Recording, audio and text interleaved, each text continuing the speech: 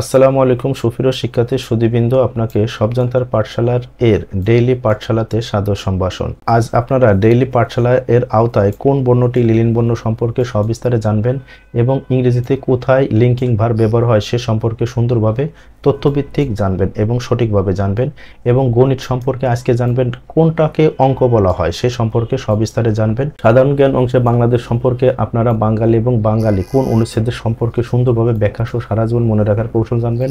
আন্তর্জাতিক সম্পর্কে আপনারা এই মনে রাখার কৌশল জানবেন, আজকে তারিখনামা জানবেন এবং সেই সাথে আজকের দিনের ইতিহাসের পাতা সম্পর্কে আপনারা সুন্দরভাবে এবং মনে রাখার তথ্যসহ জানবেন। দয়া করে সুন্দরভাবে সবগুলো দেখুন এবং অনেক জ্ঞান ছোট্ট একটা ভিডিওতে অর্জন করুন। তাহলে সুপ্রিয় শিক্ষার্থী বন্ধুরা, তাহলে শুরু করছি আজকের বাংলা পাঠশালায়। আমরা জানবো নীলিন বর্ণ কোনটি। প্রথম কথা হলো, দেখুন এই শব্দের উৎপত্তি সম্পর্কে অ থেকে আ উৎপত্তি হয়েছে, রসই থেকে দীর্ঘ ই, রস্যু থেকে দীর্ঘ উ, রি থেকে লি।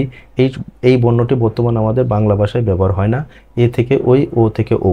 যদিও এটা উৎপত্তি দেখাইছে, এটা মূলত উৎপত্তি হয়েছে এই অ এবং রস্যই থেকে। এটা হলো যৌগিক স্বরধ্বনি, কিন্তু আপনাদের সুবিধার জন্য এভাবে দেখানো হয়েছে। তাহলে আমরা মূল কথা হলো এই শব্দের উৎপত্তি, কিন্তু আমাদের মূল প্রশ্ন হচ্ছে নিচের কোনটি লিলিন বর্ণ। এই লিলিন বর্ণ ব্যাখ্যা সম্পর্কে আমি সুন্দরভাবে এখানে দিছি। যে বর্ণটি ছাড়া কোনো ব্যঞ্জন বর্ণ উচ্চারণ করা যায় না, যেমন ক। এই ক যে উচ্চারণ করলাম, এই যে হসন্ত চিহ্ন দিলাম, তার মানে ক শেষে কি উচ্চারণ করছি? এই অ উচ্চারণ করছি। খ শেষে অ উচ্চারণ করছি। গ শেষে অ। এই যে প্রতিটা ব্যঞ্জন বর্ণের শেষে উচ্চারণ হচ্ছে, এই অ ছাড়া উচ্চারণ হয় না, এইটাকে মূলত বলা হয় লিলিন বর্ণ। তার সঠিক উত্তর হবে কোনটা এর ভিতর? অবশ্যই গ নাম্বার। আশা করি এটা সুন্দরভাবে বুঝতে পারছেন। আজকের ইংরেজি পাঠে আমরা দুর্দান্ত একটা গ্রামাটিক্যাল নিয়ম দেখব। নিচের কোনটি লিঙ্কিং ভার্ব আছে, তার মানে এই 4টি সেন্টেন্সের ভিতর কোনটা লিঙ্কিং ভার্ব আছে আপনাকে সেটা শনাক্ত করতে হবে। দেখুন, I have a book, she does the some, I know them, I am a writer. এই 4টা সেন্টেন্সের ভিতরে মূল কথা হলো কমপ্লিমেন্ট যে সেন্টেন্সের ভিতর থাকবে, কমপ্লিমেন্ট যুক্ত সর্বদা লিঙ্কিং ভার্ব থাকবে। তাহলে কমপ্লিমেন্টটা কি? তার মানে এই সাবজেক্টও যা হবে এর পরে যে অংশটা হবে সেটাও একই হইতে হবে। অবজেক্টও এই সাবজেক্ট নট ইকুয়াল যখন হবে, যখন সমান হবে তখন হবে কমপ্লিমেন্ট, আর যখন নট ইকুয়াল হবে তখন হবে অবজেক্ট। তাহলে দেখুন হিসাব করি, এই আই সমান সমান বই কি হয়, তাহলে দেখা যাচ্ছে এই সাবজেক্টের সাথে বই কি সমান হয়, তাহলে নট ইকুয়াল, তাহলে এইটা 100% অবজেক্ট। যেহেতু অবজেক্ট থাকবে তাহলে কমপ্লিমেন্ট না হলে সেটা লিঙ্কিং ভার্ব হবে না, তাহলে এটাও বাদ। তাহলে দেখুন, শি ডাজ দ্য সাম, এই সাবজেক্ট শি এবং দ্য সাম অঙ্ক, অর্থাৎ সে সমান সমান অঙ্ক কখনো হয় সাবজেক্ট আর এখানে অবজেক্ট নট ইকুয়াল বোঝাচ্ছে, তার মানে এখানে এই দ্য সাম হলো অবজেক্ট, তার মানে এই যে ভার্ব আছে এটা লিঙ্কিং ভার্ব নয়, তাহলে এটাও বাদ। তাহলে দেখেন আই নো দেম, এই আই সমান সমান দেম, তারা কি হয়? এখানে দেখুন আই হলো সাবজেক্ট আর দেম হলো অবজেক্ট, তার মানে নট ইকুয়াল বোঝাচ্ছে, মানে আই সমান সমান দেম কখনো হয় না, নট ইকুয়াল। যেহেতু নট ইকুয়াল তাহলে এই ভার্বটা 100% লিঙ্কিং ভার্ব নয়। এখানে লক্ষ্য করুন, আই অ্যাম আ রাইটার, এখানে রাইটার লেখক যে আমু, তাই আমিকে লেখক, তার মানে এখানে আই যে রাইটার সে, রাইটারকে আই। এইরকম সেন্টেন্স হলে তার মানে এখানে সাবজেক্ট সমান সমান এই পাশেরটা, তার মানে সাবজেক্টও যা এই পাশেরটা তাই কমপ্লিমেন্ট। তাহলে যেহেতু কমপ্লিমেন্ট আছে তাহলে এই ক্ষেত্রে এই যে এমটাই মূলত হচ্ছে এই লিঙ্কিং ভার্ব। আশা করি আপনারা এটা ক্লিয়ার বুঝছেন।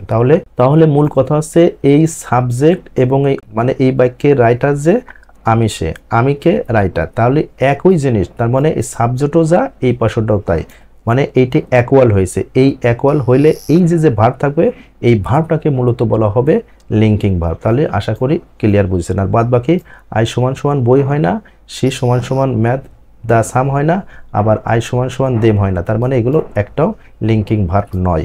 তাহলে আশা করি এটা ক্লিয়ার করছেন। এইবার আমরা আজকের গণিত অনুশীলনীতে দেখব নিচের কোনটি অঙ্ক আছে। এখানে অঙ্কটা কি? অঙ্ক মূলত এখানে দেখুন 1 থেকে 9 যে ডিজিট সংখ্যা আছে এই প্রত্যেকটিকে এক একটা অঙ্ক বলে। তার মানে এখানে 2টা সংখ্যা আছে, অর্থাৎ 2 আছে আবার 0 আছে, 2টা ডিজিট আছে, তাহলে এটা অঙ্ক না।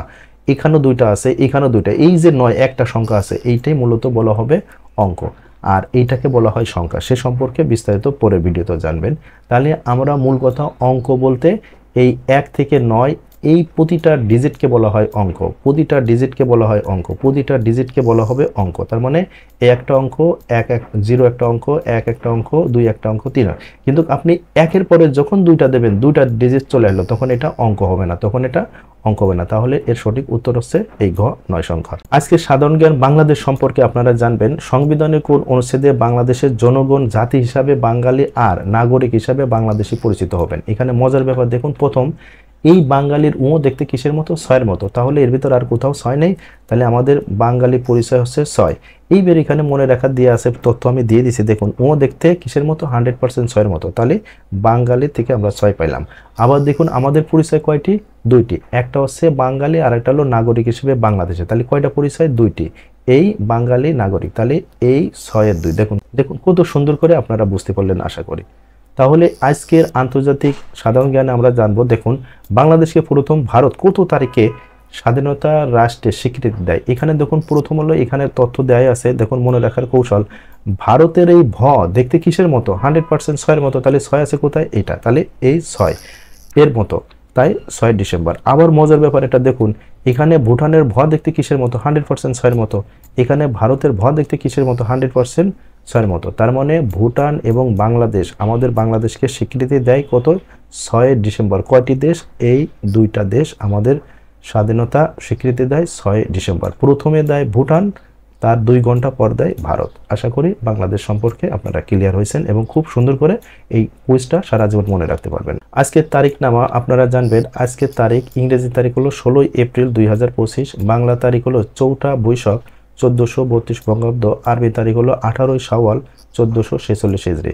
আজকে সময় সূর্যোদয় ঢাকায় 5টা 36 মিনিটে এবং সূর্যাস্ত ভোর 6টা 20 মিনিটে। আজকের ইতিহাসের পাতা থেকে আমরা জানবো আজকে এই দিনে যা ঘটেছিল পৃথিবীতে। 1781 সালে ওয়ারেন হেস্টিং কলকাতায় প্রথম মাদ্রাসা স্থাপন করে। তাহলে ব্রিটিশ আমলে প্রথম মাদ্রাসা স্থাপন করে কত সালে? 1781 সালে, এটা মনে রাখবেন। 2 নম্বরের প্রশ্ন বলা হয়েছে 1971 সালে কুষ্টিয়া জেলার বর্তমান মেহেরপুর জেলা বৈদ্যনাথতলা বর্তমান মুজিবনগর আম্রকাননে গণপ্রজাতন্ত্রী বাংলাদেশের অস্থায়ী সরকার শপথ গ্রহণ করে কত তারিখে?